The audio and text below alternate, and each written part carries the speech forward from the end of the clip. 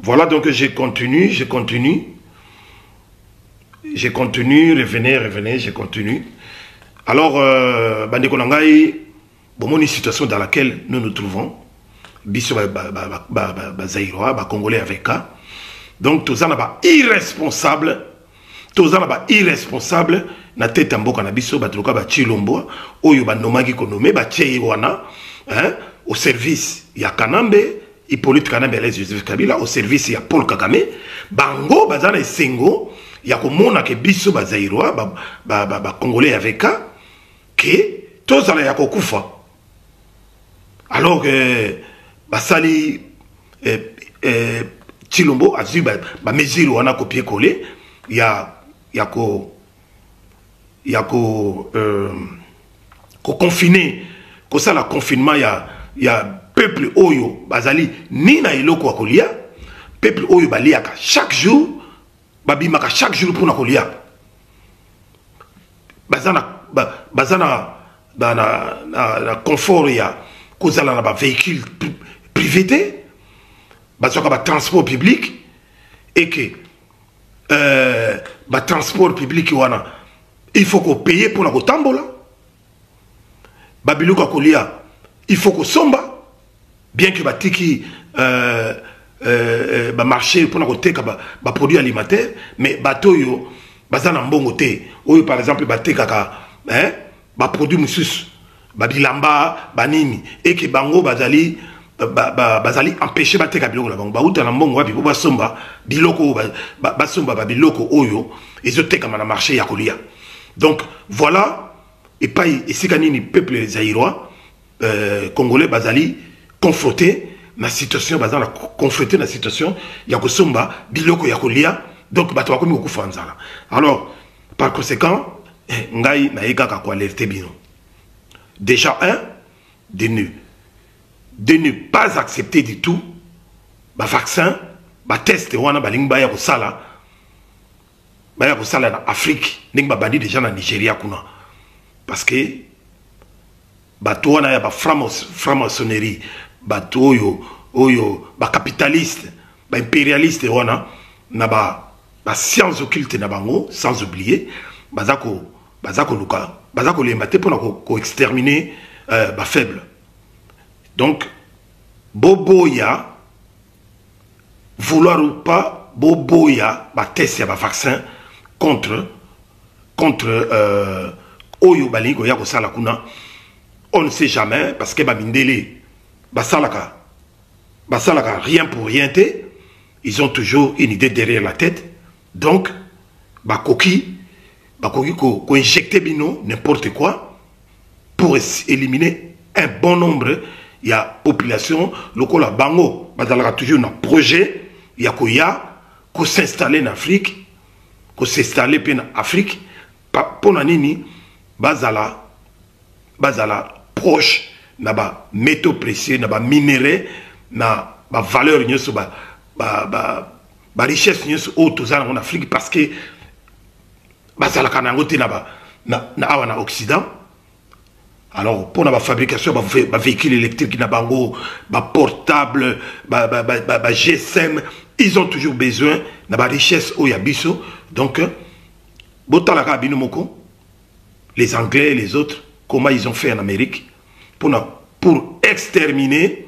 la population indienne, la population autochtone au Bazari Bosso. Les Anglais, aux États-Unis, ils n'ont pas hésité d'appliquer la violence pour exterminer les autochtones qui n'étaient autres que des Indiens, des Amérindiens, exterminés. En Australie, pareil, Anglais, ils ont exterminé Boma Batou, Noirs, aborigènes pour récupérer l'Australie. Et ces gens-là n'arrêtent pas depuis que Hitler a l'accès Bango système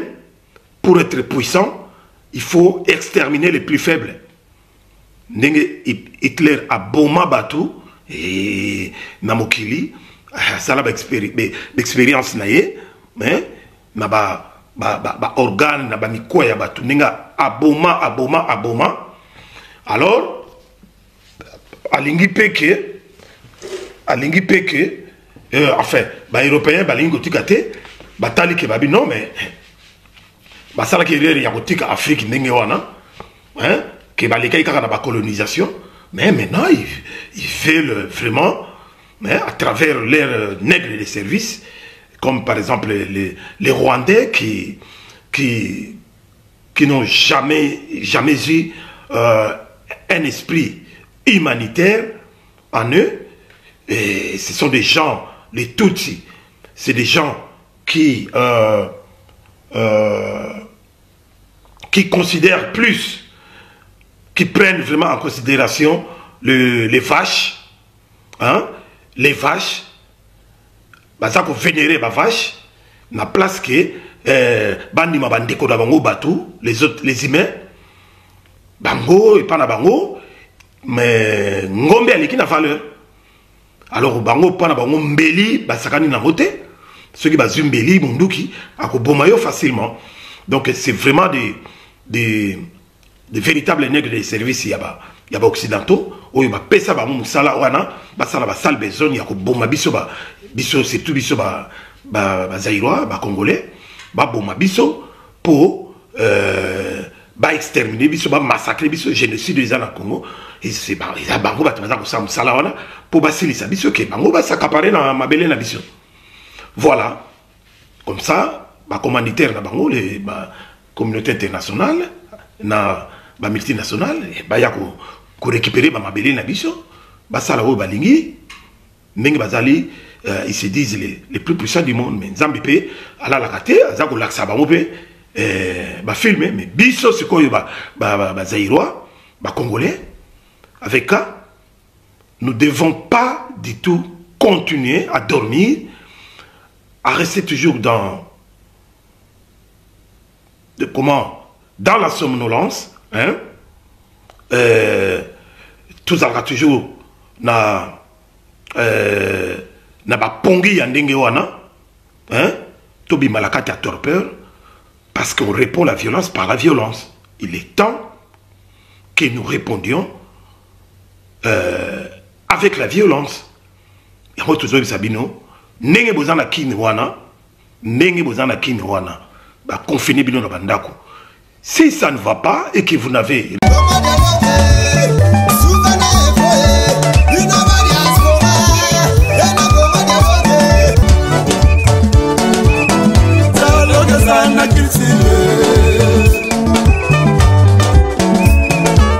oye na société ba société belé boyoka nesate